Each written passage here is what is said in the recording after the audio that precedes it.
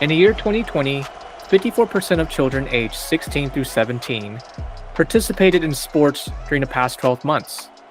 But behind that number are millions of stories, triumphs, and struggles, especially for youths of color. What unique barriers do youth of color face in the world of sports beyond the game? And how can we support our young athletes? Are there systems in place to engage in mental wellness with our youth in sports? Welcome to People of Color in Psychology, the show that explores mental health topics specific to culture, diversity, and communities of color. I am your host, Jack Sun.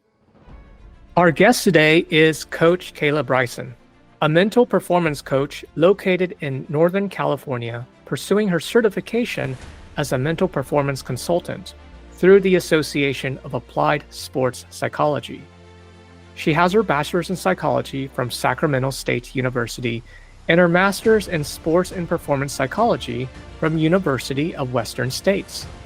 She is the recipient of the 2023 Young Leadership Award from Health 2.0 for her contributions in mental health with youth and adolescent populations. Kayla focuses on performance enhancement and mental skills training as a mental performance coach.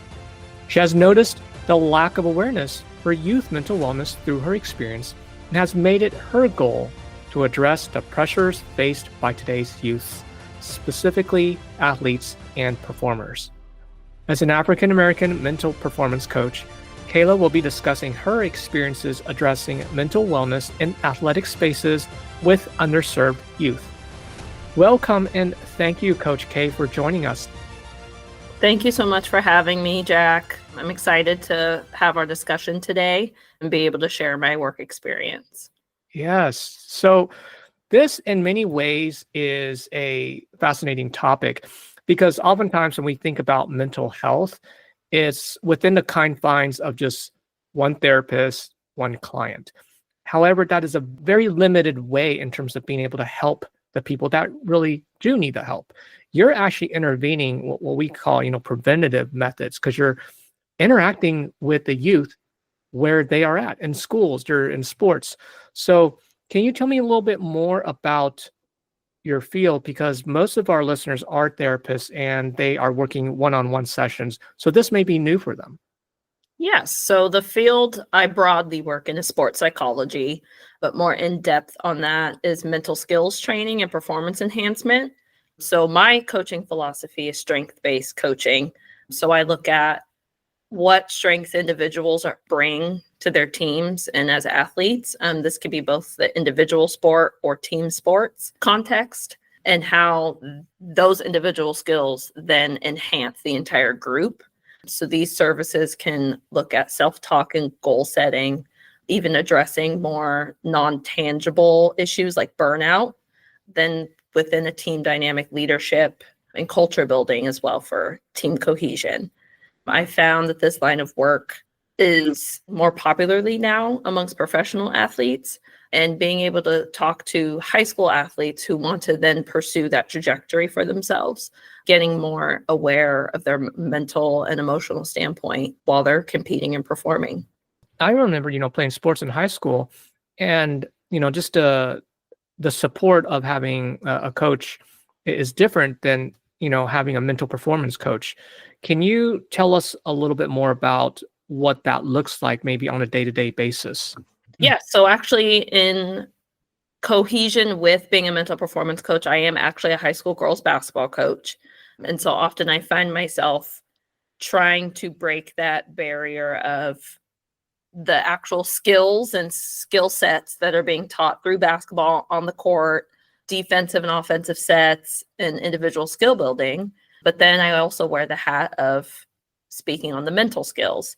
And so often I'll bring my whole team together just as a regular practice, but we'll sit and discuss some of these questions regarding what kind of stressors they feel before a game happens and what they're experiencing during a game. So this kind of gets them aware of maybe what routines they can create for themselves before games and on game day. I do experience a lot of athletes that get performance anxiety, but they may not have been able to put a name on that. And this could even just be upset stomach, nerves and jitters before a game happens, intimidation from the opposing team, just seeing them coming out on the field or the court. So giving them labels to be attached to the feelings that they're experiencing. Oh, this is great because you're creating the language to, talk about it and more importantly, identify it rather than brushing it aside. We just need to play the game. No, hey, so your hands are a little shaky or your stomach is a little tight. What's happening? Wow, it's very different and also I would imagine a very healing space because it really demonstrates a genuine care. Yes, as sport coaches, especially with youth development, administration in my area often emphasizes that it's not about the wins and losses or the stats, but that we're giving them life skills through the avenue of sport to be able to prepare them for when they go off and they're in college or they have their first job, being able to learn just people skills first. And then from there, we be able to develop the sport skills after that. Mhm. So, with the teenagers that you work with, and you spoke about underserved youths, Mhm. tell me about some of the concerns that the students or the athletes are bringing up to you that is relevant to some of that cultural salience that maybe our listeners may not be aware of. Yes. So the school I coach at is in northern Sacramento, to be more specific. And that is a predominantly Hispanic, Black, and even Muslim population. And recognizing that not only the teenagers on my team, but the school population in general, you have parents working multiple jobs. Older siblings often will have to be home with the younger siblings. I will, through my years of coaching, have had girls have to miss practice because they have to stay home with a younger sibling. Or if there's only one vehicle at home, then they have to go pick up a parent from work and then bring them home, then be able to come to practice. Or financial situation doesn't allow them to be able to play and participate in sports. That being a hindrance for them, especially in the summertime of being able to play sports. Mm. Wow, you're really addressing not just the individual athletes, you're also having a contextual approach to understand the impact of families and systems. Mhm. It's like, gosh, you're using one vehicle to pick up your parents, or having to engage in childcare and having to miss practice. Gosh, that must be difficult to navigate as a coach because you're trying to get your team playing and performing. Wow. Yeah, Wow. so then it's bringing up all these external factors that makes it difficult for them to be able to get through a season as an athlete, and while juggling being an athlete, being a student, then having certain responsibilities at home. And sometimes if the home life is difficult, then that brings into our practice environment, then hinders the gameplay as well. So creating an environment as a coach that it can be an outlet, be a safe space for them, and be therapy in a way when they're in the gym with me. Wow. I just want to say, as we're talking and having this conversation, I there's a lot of trust. I can just imagine myself if I were playing, basketball, that, gosh, you're a very safe person to, talk to and bring up concerns. Um, so it's just wonderful work that you're doing and intervening and addressing mental wellness at such an early age is so important. So with that, you have to take on so much and play these roles. You're right. You're trying to do mental wellness and you're trying to be a coach. So share with us any memorable events and circumstances that influenced how you got into this work. Yeah, so I can take it back to even when I was in high school, growing up, just watching crime and medical shows, specifically like Law and Order and CSI. Those shows just got me curious about how human relationships are developed and how we think the way we do. So that was my introduction in some regard to psychology, but in a formal academic setting, was taking an AP psychology course in high school. And my teacher at the time was showing us what areas of psychology we can enter into. And there was a section in the textbook that talked about sports psychology. And within that same day, then going home, I wanted to be able to research it. At the time, I myself was playing high school basketball and had some experience as a track athlete as well at younger ages. And so finding that the field was fairly new and that I wanted to be able to pursue that getting out of high school. So then that then led me to looking more into what current athletes at that point, if any of them were talking about mental health. I had admired Candace Parker being a WNBA player, Serena Williams and Kobe Bryant being notable athletes, and wondered, knowing that they had this huge fame and platform, like how were they managing mental health and when they went through tough times. And I'm sure a lot of us can remember Michael Jordan's flu game that he played and how he managed to have such a successful game, but unknowingly to the rest of the media and fans that he was sick. And I'm sure many, many athletes out there can relate to, you're not feeling good, but you still want to be able to push through and be there for your team. So finding those experiences with my psychology course, that's what led me to then go to Sac State and pursue a degree in psychology.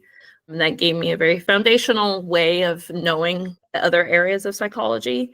But once I finished with my time there, still knowing I wanted to be involved with sports and mental health of sports, then that's when I found my master's program and dived deeper into mental health and mental wellness within the sports psychology context. And so finishing my master's degree a few years ago, then that's what led me to now be on the path to certification. And you'll find a lot of individuals that are on staff with professional teams, they have the CMPC, which stands for Certified Mental Performance Consultant certification.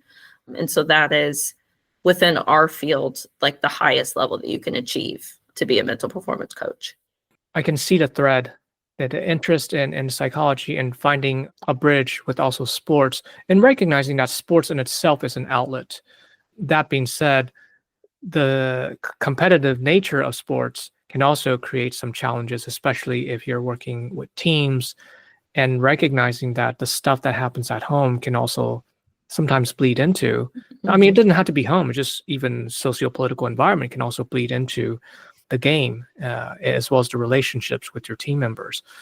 And of course, just recognizing just amazing athletes and seeing how they have pushed through essentially some of the challenges and the pains. And it does make you wonder, wait, how did they do that? Yeah. And how do you continue to support folks who you care about as well as the field?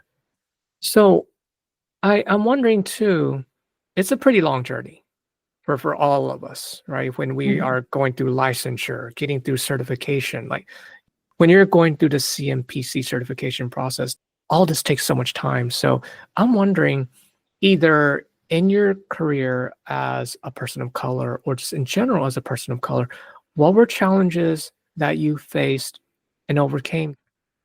A lot of us can say that athletics itself is male dominated, and being a woman that has now been able to achieve a head coaching position at the high school level, and that as well took some time to get there for myself, but continuing to pour into my team and letting them know that despite being young women of color, that resilience is like our biggest trait that we can hold, and constantly being able to be supportive of people can also be a hindrance, because that's kind of the expectation, and especially for the Black community for women, is that we're the strong ones. We have to be the supportive ones and stable ones for our loved ones, our relationships, work environment as well, and letting them know that the emotional walls don't always have to be up, and that it's important to be able to address that for ourselves and self-care. I'm just recently being able to learn how to manage that for myself. Constantly want to pour into others and support others, but then at a certain point that I find my own burnout and recognize that if I don't take care of myself, then I'm not going to have that energy and emotional bandwidth to then be there for others. So creating more boundaries for myself and prioritizing time with my loved ones more recently in the last year or two. And knowing that in the wintertime, my basketball season's very busy, and then working with clients can get very busy, and just prioritizing my weekends as much as I can, even if that is just staying home all day and relaxing, or being able to attend my friends' kids' birthday parties and just events like that. So trying to show my players and clients that yes, it can be done, but finding the prioritization for ourselves and our own self-care. Essentially, you're also modeling that. Hmm. Yeah, yeah. So when you mentioned, recently also going through a burnout process, was there an indicator? Because, you're also talking about burnout with your athletes. I'm curious, what were some of the yellow flags or red flags that you noticed? Oh, hey, I'm beginning to get burned out, and this may parallel some of my clients or teenagers that I'm working with. Yeah, I found myself getting just colds more frequently, like not understanding and knowing that my days were very long, being out from a range of 12, 13 hours from a day job, then going in the evenings to coach or having a game that evening, and recognizing that, yeah, I'm out all day long for multiple days throughout the week. And was seeing that, yeah, I was getting sick more frequently than I tend to be. I tend to not be sick very often. And just that mental exhaustion of not being able to necessarily keep up with emails or keep up with tasks that come with being a coach, and finding myself just kind of creating practice plans last minute, either an hour or two before practice was happening. I didn't have anything prepared for my team, and just having those exhaustion moments when it's not turning into something that you want to be doing. It's turning into this chore, this task that you feel has to be done. So kind of having those flags up for myself to say, hey, maybe I need to take a step back because I'm not finding as much enjoyment as I used to in this role. Yeah, you're not finding as much enjoyment, and also recognizing I'm really not performing at the top, because there's an expectation. When you talk about lesson plans or coaching plans, you plan ahead, Mhm. and to do it last minute, it's like, oh, am I really being the best here? So there's a contrast in recognizing that. Well, thank you very much for sharing that as an example. So what does it mean to be an African American mental health performance coach? I define that to be trying to eliminate the stigma within people of color associated with mental health. I feel like with the high school age, they immediately think of psychiatrists and psychologists and that side of therapy, when it's so much more than that. And just simple self-care practices I try to emphasize. Simple as journaling, I emphasize that a lot with my players, just being able to jot down their thoughts of the day or how a game went for themselves. Having a moment of just listening to music in a room by themselves, just things as simple as that, not necessarily in the formal setting of what many of us think therapy is, and breaking down the stereotypes and understanding that many individuals live with mental illness but can still function just fine, and that it's not going to be a hindrance to their entire life, and that we'll find many people, no matter the ethnic background, have varying levels of a mental illness or mental disorder. But kind of what I emphasized earlier, those boundaries again, where society may have these expectations on us depending on gender, religious affiliation, ethnic background, but us as the individual understand our limits. So knowing that mental health can look different for everybody. Yeah, I think throughout the mini season that I've been, doing this podcast here, it's also changed the view of what I think psychology and healing should look like. Too often we're in our individual offices doing one-on-one interventions, and I question whether that is sufficient. And so that's why I'm so glad to have you here, so that people can start thinking more creatively. and more connectedly with the community that they are embedded with, to think about mental health beyond just this one-on-one formal Mhm. setting. So thank you so much for coming on this podcast to speak with us. Let's see here. So I'm wondering, how can we support you? Yes, I could best be supported if there's anybody out there that has a student athlete in their life that they can tell that they're not performing at their best in comparison to when they have previously, and just be able to recommend researching the field a little bit. If anybody wants to reach out to me and see how I can best support their student athlete in mental performance training or mental wellness, I'm happy to give some tips out, and as well to be able to share any resources people may be interested in. And this field is about what we had discussed earlier about being proactive rather than reactive to certain situations. So we always want to be able to be ahead of giving the tools and resources and coping skills before a situation actually happens with somebody. Well, Coach K, thank you so much for being on our podcast today, and just amazing work. Thank you. Yes, thank you again, Jack. Happy to be a resource out there for not only my individual community, but a much broader community in psychology, and continue to grow the field of mental performance and sports psychology. A huge thank you to our listeners. If you enjoyed this episode, please share and subscribe to People of Color in Psychology.